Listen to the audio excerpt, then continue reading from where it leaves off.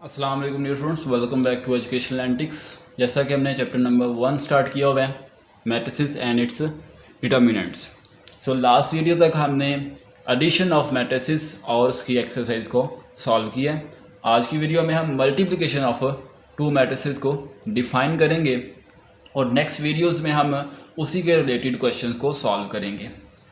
Students, जिस तरह हमने एडिशन ऑफ मैट्रिसेस को डिफ़ाइन किया, उसके हमने रूल्स को डिस्कस किया, सिमिलर मेथड में हम मल्टीप्लिकेशन ऑफ टू मैट्रिसेस को डिफ़ाइन करेंगे, हम उनके रूल्स को डिफ़ाइन करेंगे और हम डिफरेंट प्रॉपर्टीज़ को हम डिस्कस करेंगे जो कि मैट्रिसेस में वैलिड होती हैं under multiplication. So let's start our lecture. Students, multiplication of two matrices, सबसे पहले तो हम ये देखना चाहेंगे कि कब multiplication of two matrices valid होती है। तो स्टूडेंट, उसको हम रूल का नाम देते हैं। स्टूडेंट्स, अगर हमारे पास दो मैट्रिसेस मौजूद हैं, मैं यहाँ पे मैट्रिक्स अपनी तरफ से नाम हम लिख लेते हैं कि हमारे पास दो मैट्रिक्स मौजूद हैं, ए और बी। एक मैट्रिक्स ए है, दूसरा मैट्रिक्स बी है। ठीक है, अभी मैं मैट्रिक्स नहीं लिख रहा। मैट्रिक्स लिखने से पहले हम रूल को डिस्कस कर लेते हैं। स्टूडेंट्स, अगर हमने ए बी मालूम करना है, यानी ए बी, इसको हम मल्टीप्लिकेशन कहते हैं। यहाँ पे हम ए क्रॉस बी भी लिख लेते हैं। इसको हम यूजुअली क्रॉस प्रोडक्ट का नाम देते हैं। ठीक है, वो अब बड़ी क्लासेस में फिजिक्स में इसको यूज़ करते हैं। यहाँ पे हम मैथमेटिक्स में सिंपल ए बी से ही काम चला लेते हैं। तो मल्टीप्लिकेशन को हम ए बी से रिप्रेजेंट करते हैं, नॉट ए क्रॉस बी। ठीक है, तो ये समथिंग डिफरेंट हम असल में मल्टीप्लिकेशन इस तरह डिफाइन करेंगे। ठीक है, मल्टीप्लिकेशन ऑफ टू मैट्रिक्स इस तरह डिफाइन होती है और इसको हम सॉल्व किस तरह करते हैं। स्टूडेंट्स, हमारे पास ये वैलिड हो कि multiplication of two matrices possible होगी अगर कॉलम्स ऑफ फर्स्ट मैट्रिक्स, पहले मैट्रिक्स के कॉलम्स इक्वल आने चाहिए रोज ऑफ सेकंड मैट्रिक्स। यानी यहाँ पे पहला मैट्रिक्स ए है, इसका मतलब है कि ए मैट्रिक्स के जो कॉलम्स हैं, ठीक है, ए मैट्रिक्स के जो कॉलम्स हैं वो बी मैट्रिक्स के रोज़ के इक्वल होने चाहिए। ठीक है, इसी तरह जब हम सपोज हमें क्वेश्चन कह दे कि वो बी ए फाइंड करें, तो यहाँ पे बी फर्स्ट मैट्रिक्स है, ए सेकंड है। ठीक है, तो यहाँ पे हम देखेंगे कि बी मैट्रिक्स की बी मैट्रिक्स के कॉलम्स ए वाले मैट्रिक्स के रोज़ के इक्वल होने चाहिए। जैसे हम ऑर्डर लिखते हैं। ठीक है स्टूडेंट्स, मैं यहाँ पे इसका ऑर्डर लिख लेता हूँ। मैं कहता हूँ इसका ऑर्डर है m क्रॉस n। ठीक है, तो स्टूडेंट्स, मल्टीप्लिकेशन के लिए b का जो ऑर्डर है ना, वो लाजमी तौर पे n क्रॉस r होना चाहिए।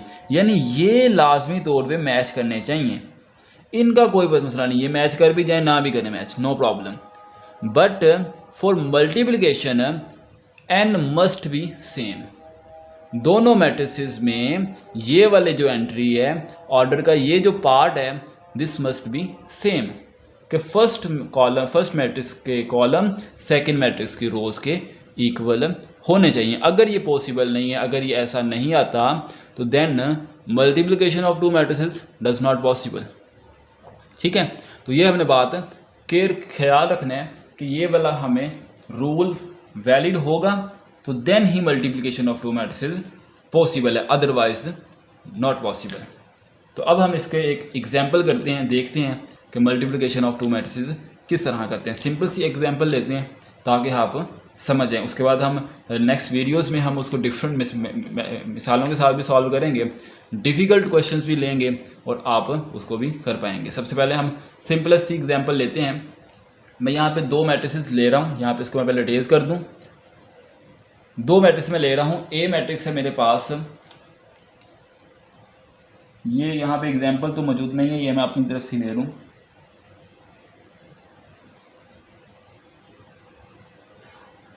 जस्ट आपको अंडरस्टैंडिंग के लिए ये वाला क्वेश्चन यहाँ पे मौजूद नहीं है, सिर्फ मैं आपको अंडरस्टैंडिंग के लिए इस क्वेश्चन को सॉल्व कर रहा हूँ। स्टूडेंट्स, जब हमारे पास दो मैट्रिसेस मौजूद होंगे, उनको एडिशन मल्टीप्लाई करना होगा, तो हम यहाँ पे ऑर्डर पहले देख लेंगे। इसका ऑर्डर है 2/2। ऑर्डर का भी लेक्चर हमने पहले मैंने डिस्कस किया हुआ था, मैट्रिक्स का ऑर्डर। इसका भी ऑर्डर है 2/2। इसका मतलब है कि 2 और 2 सेम हो गया, यानी कि पहले की कॉलम्स दूसरे की रोज़ के इक्वल हो गए, बस ठीक है, बात ख़त्म हो गई। ठीक है, ये मैंने सिंपल सा लिया है, यहाँ पे डिफरेंट हो सकते थे। ठीक है, यानी कि ये 2 और ये वाला 2 ये पॉसिबल है, डिफरेंट हो सकते थे, इक्वल हो जाएं नो प्रॉब्लम, डिफरेंट भी पॉसिबल है। ठीक है, तो यहाँ पे अब इसको हम सॉल्व करते हैं। हमने मूव करना है ए बी। स्टूडेंट्स ए की जगह पे हम ए वाला मैट्रिक्स लिख लेते हैं, बी की जगह पे हम बी वाला मैट्रिक्स लिख लेते हैं। अगेन आई रिपीट कि हम मैट्रिसेस में मल्टीप्लिकेशन इस तरह शो करते हैं, हम यहाँ पे क्रॉस साइन यूज़ नहीं करते, ये अपने माइंड में बात रखनी है। A cross B is something different from A B. ठीक है, this is the notation in physics. आप फिज़िक्स में बहुत अच्छे से इसको पढ़ेंगे, तो इसको आपने यहाँ पे नहीं लिखना। बात स्टूडेंट्स मल्टीप्लिकेशन इस तरह कर जाते हैं, तो आपने केयर करनी है, मल्टीप्लिकेशन में ए क्रॉस बी नहीं लिखना, आपने सिंपल ए बी लिखना है। अब यहाँ पे हमने मल्टीप्लाई का रूल, ये काफ़ी समझने वाला क्वेश्चन है। ठीक है, गौर से समझना है, वीडियो भी स्किप नहीं करनी यहाँ पे। ठीक है, ये हो गया आपके पास मैट्रिक्स किस तरह बनेगा। आपने उठानी है ये वाली रो, इस रो को उठाया।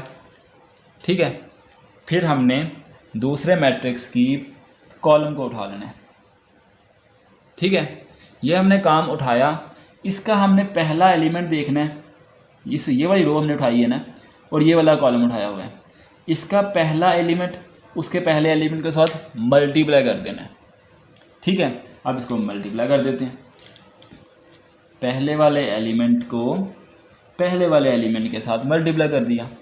ठीक है, दरमियान में लिखना है प्लस, लिख दिया प्लस। फिर दूसरे वाले एलिमेंट को दूसरे वाले एलिमेंट के साथ मल्टीप्लाई कर देना है।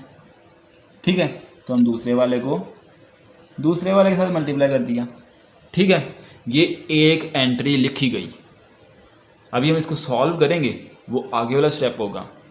यहाँ तक हमने फर्स्ट एंट्री को लिख लिया, अब हमने दूसरे वाली आगे वाली एंट्री लिखनी है। ठीक है, अब आगे वाली एंट्री किसके हिसाब से लिखनी है, फिर वो दूसरे कॉलम के हिसाब से लिखनी है, यहाँ पे जो मौजूद है। फिर हमने क्या करना है, फिर हमने करना है इसको यही रहने देना है, ये हमने ये उठाई, फिर हमने ये वाला कॉलम पिक कर लिया। फिर हमने वो जो कॉलम पिक किया, तो उसका मतलब है कि इसके फर्स्ट एंट्री को इसकी फर्स्ट एंट्री से मल्टीप्लाई कर लेंगे। तो 2 मल्टीप्लाई बाय 1, अगेन यहाँ पे फिर प्लस, दूसरे वाली एंट्री को दूसरे वाले एंट्री के साथ मल्टीप्लाई कर दिया। ठीक है, ये मैं आपको एक एग्जांपल से अगर मैं आपको करवाऊँ, मैं एक आपको ना एग्जांपल लेता हूँ आसानी से समझने के लिए। a plus B multiply by C plus D, ये तो आप करते आ रहे हैं ना। हम इसको मल्टीप्लाई करने का क्या रूल कहते हैं, हम कहते हैं एक को पहले इससे मल्टीप्लाई करो फिर इससे। अगर यहाँ पे कुछ और भी होता, यहाँ पे ई होता, तो आप कहते हैं फिर उसको इससे भी मल्टीप्लाई करते, फिर बी को पकड़ते, बी को इससे करते, फिर इससे, फिर इससे। यानी कि यहाँ से हम एक एलिमेंट पकड़ते हैं, उसको सब के साथ मल्टीप्लाई कर देते हैं। स्टूडेंट्स ये सेम यही हम यहाँ पे भी यूज़ कर सकते हैं। हमने इस रो को पकड़ा, यहाँ पे जितने कॉलम मौजूद होंगे सब के साथ मल्टीप्लाई करेंगे। यहाँ पे 2 थे तो 2 से मल्टीप्लाई कर दिया, यहाँ पे 3 होते तो हम 3 से मल्टीप्लाई करते हैं। ठीक है, तो ये हमने मल्टीप्लाई कर दिया। अब दूसरे वाला एलिमेंट पकड़ें, दूसरे वाली रो पकड़ें, फिर दूसरे वाली रो को भी सबके साथ मल्टीप्लाई करेंगे ना। ठीक है, तो अब दूसरे वाली रो को पकड़ा, पहले वाले कॉलम को पकड़ें, मल्टीप्लाई करें, पहले वाला एलिमेंट पहले वाले के साथ मल्टीप्लाई होगा।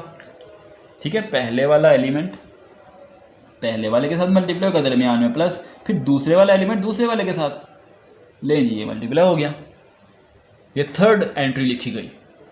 अब इसी तरह सेम रो यानी कि सेकंड रो को हम सेकंड कॉलम के साथ मल्टीप्लाई करेंगे। तो हम कर लेते हैं, इसको भी सॉल्व कर लेते हैं। -1 मल्टीप्लाई बाय 1 यानी फर्स्ट एलिमेंट के साथ मल्टीप्लाई हो रहा है, फिर सेकंड वाला के साथ, दरमियान में क्या आएगा प्लस, 0 मल्टीप्लाई बाय 1, तो ये 0 मल्टीप्लाई बाय 1 आ गया। लें जी, ये मैंने मल्टीप्लाई कर दिया, यहाँ पे हमारा मल्टीप्लाई का रूल ख़त्म हो गया। अब इसको हमने सिंप्लीफाई करना है, वो हमने प्रीवियस वीडियो से 9 सालों से हम सिंप्लीफाई करते आ रहे हैं। ठीक है, तो वो उसमें प्रॉब्लम नहीं होगी, सिर्फ यहाँ तक आपको समझ आनी चाहिए। ठीक है, यहाँ तक अगर आपको समझ आ गई है तो आगे वाले सिंपल है, जैसे हमने सिंप्लीफिकेशन करनी है उसकी, उसमें प्रॉब्लम लेने की ज़रूरत नहीं है। तो सिंप्लीफाई हम कर लेते हैं। यहाँ में हम सिंप्लीफाई करेंगे तो क्या आएगा, हम 2 को 0 से मल्टीप्लाई करें तो ऑब्वियसली यहाँ पे आंसर 0 आएगा, 0 के साथ जो भी मल्टीप्लाई होगा आंसर 0। फिर हम प्लस लिखेंगे, 3 multiply by 3 this will be 9।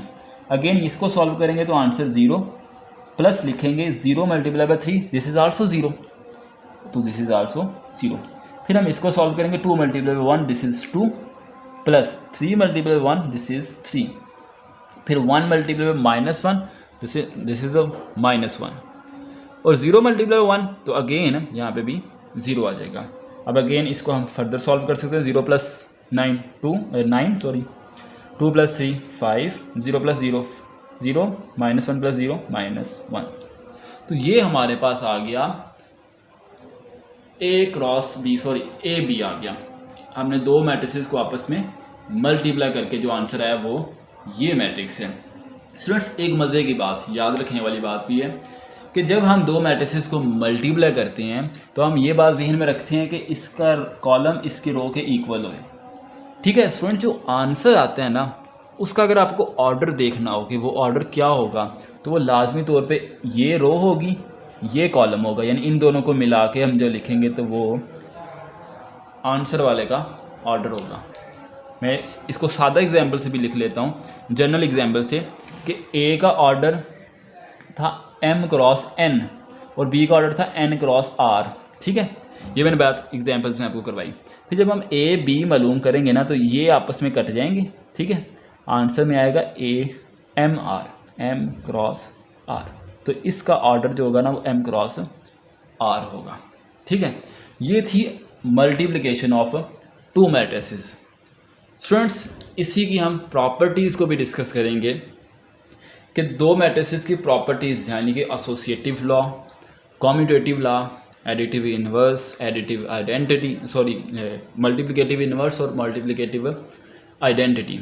तो इसी वीडियो में हम इसको सॉल्व करेंगे, लेकिन प्रूव हम जो होगा ना वो नेक्स्ट वीडियो में प्रूव करेंगे। तो हम इसको नाम के साथ हम समझ लेते हैं कि मल्टीप्लिकेटिव के हिसाब से जो प्रॉपर्टीज़ हैं वो कौन कौन सी हैं। तो वो एक दफ़ा मैं लिख देता हूँ आपके सामने।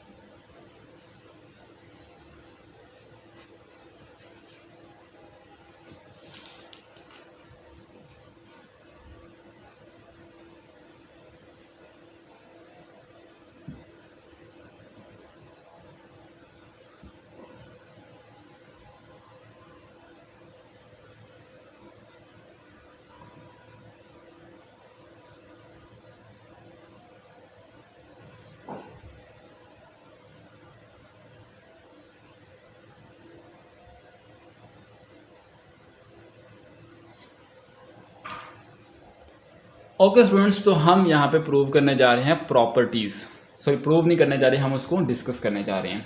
स्टूडेंट्स, क्लोजर प्रॉपर्टी ये कहती है कि अगर हमारे पास दो मैट्रिसेस मौजूद हैं, कोई से भी ऑर्डर के हो सकते हैं, ए और बी, कोई से भी मैट्रिसेस मौजूद हैं, तो देन ए बी बी एक मैट्रिक्स ही होगा। ठीक है, डजन मैट्रिक्स के यहाँ पे कौन सा उसका ऑर्डर होगा, नो प्रॉब्लम, यहाँ पे वो मैटर नहीं करता। जस्ट यहाँ पे हमें ये क्लोजर प्रॉपर्टी कहती है कि अगर दो मैट्रिसेस मौजूद हैं और उनमें मल्टीप्लिकेशन वैलिड है, पॉसिबल है, जब हम मल्टीप्लाई करेंगे तो वो भी हमारे पास एक मैट्रिक्स ही आएगा। जैसे हमने एग्जांपल में किया, ए और बी दो मैट्रिसेस लिए थे, हमने मल्टीप्लाई किया तो मैट्रिक्स ही आया। दूसरी प्रॉपर्टी है एसोसिएटिव प्रॉपर्टी, वो कहती है कि अगर आपके पास ए बी सी तीन मैट्रिसेस मौजूद हो तो आप पहले ए बी कर लें, देन आप सी कर लें, वो इक्वल आएगा अगर आप पहले बी सी कर लो फिर ए कर लो। लेकिन यहाँ पे एक चीज़ जहन में रखनी पड़ेगी कि ये यहाँ पे है, पहले ऑर्डर देखें, यहाँ पे देखें ए बी सी, यहाँ पे भी ए बी सी ही होना चाहिए। यहाँ पे ऐसे नहीं हो सकता कि आप बी सी पहले कर लो और ए बाद में कर लो, ये रॉन्ग होएगा। ठीक है, अब ये प्रॉपर्टी, ये रूल है, ये रूल असल में इसको कम्यूटेटिव प्रॉपर्टी कहती हैं, जो कि मैट्रिसेस में वैलिड नहीं होती। यानी अगर आपके पास ए और बी दो मैट्रिसेस मौजूद हों तो आप ए बी कर लेंगे, वो नहीं इक्वल आएगा बी ए के। So commutative property does not valid in matrices under multiplication. कि मल्टीप्लिकेशन में कम्यूटेटिव प्रॉपर्टी मैट्रिसेस में वैलिड नहीं होती, एडिटिव में हो जाती है, एडिशन में पॉसिबल है, हमने की थी, लेकिन मल्टीप्लिकेशन में के केस में A B does not equal to B A. Then identity की बात करते हैं कि मल्टीप्लिकेटिव आइडेंटिटी क्या होती है। हमने प्रीवियस देखा था एडिशन में कि नल मैट्रिक्स जो था वो एडिटिव आइडेंटिटी थी। यहाँ पे स्टूडेंट्स अगर हमारे पास ए मैट्रिक्स मौजूद है वो किसके इक्वल होगा, वो बेसिकली जो वहदानी मैट्रिक्स या जो आइडेंटिटी मैट्रिक्स हमने पढ़ा था डेफिनेशन में, वो असल में मल्टीप्लिकेटिव आइडेंटिटी है। ठीक है, अब इसका हम ऑर्डर कोई भी ले लेते हैं क्योंकि हमें पता है जिस ऑर्डर का हमें मैट्रिक्स गिवन होगा हम उसके एतबार से आइडेंटिटी यूज़ कर लेंगे। 2/2 की, 1 की, सॉरी 1 की और ये 3/3 की। ठीक है, देन हमारे पास आता है इन्वर्स ऑफ अ मैट्रिक्स। अगर हमारे पास ए एक मैट्रिक्स है तो जाहिर सी बात है मल्टीप्लिकेटिव इन्वर्स A-1 यानी ए इन्वर्स होगा। ठीक है, इसको प्रूव कैसे करते हैं, फाइंड कैसे करते हैं, ये अलग टॉपिक है, हम एक्सरसाइज में जाके इसको सॉल्व करेंगे। अभी तक जस्ट हमने मल्टीप्लिकेशन की प्रॉपर्टीज़ को हमने डिस्कस किया अंडर मैट्रिसेस कि मैट्रिसेस के अंदर कौन कौन सी प्रॉपर्टीज़ वैलिड होती हैं, कौन कौन सी प्रॉपर्टीज़ वैलिड नहीं होती। अगर हम बात करें किसी सेट की, set of matrices under multiplication, तो स्टूडेंट्स वो ग्रुप बनाता है नॉट अबिलियन ग्रुप। ठीक है, नॉन अबिलियन ग्रुप बनाता है। ये ग्रुप का शायद आपको आइडिया हो, अगर आपको आइडिया है तो आप समझ चुके होंगे कि ऐसा ग्रुप जिसमें कम्यूटेटिव प्रॉपर्टी होल्ड नहीं करती उसको नॉन अबिलियन ग्रुप कहते हैं। ठीक है, ये होल्ड करती होती तो उसको अबिलियन कहते थे। ठीक है, तो स्टूडेंट्स यहाँ तक आज का लेक्चर हमारा कवर हो गया। आज के लेक्चर में हमने multiplication of two matrices define किया। ठीक है, और उसके बाद हमने प्रॉपर्टीज़ को देखा कि कौन कौन सी प्रॉपर्टीज़ मल्टीप्लिकेशन के एतबार से मैट्रिसेस में होल्ड करती हैं और कौन सी नहीं होल्ड करती। तो आज का लेक्चर यहीं तक हम ख़त्म करते हैं। नेक्स्ट वीडियोस में हम इन्हीं प्रॉपर्टीज़ को प्रूव करेंगे जो कि असल में क्वेश्चंस भी होंगे। तो नेक्स्ट वीडियो तक अपना बहुत सारा ख्याल रखिएगा। हमारा कंटेंट आई होप कि आपको समझ तो आ रहा है, प्यारा भी लग रहा है, तो आप दोस्तों के साथ भी शेयर करें और हमारे चैनल को सब्सक्राइब भी करें ताकि हम इसको ग्रो कर सकें। ठीक है, तो अपना नेक्स्ट वीडियो तक अपना बहुत सारा ख्याल रखिएगा। मिलते हैं नेक्स्ट वीडियो में। अल्लाह हाफिज़।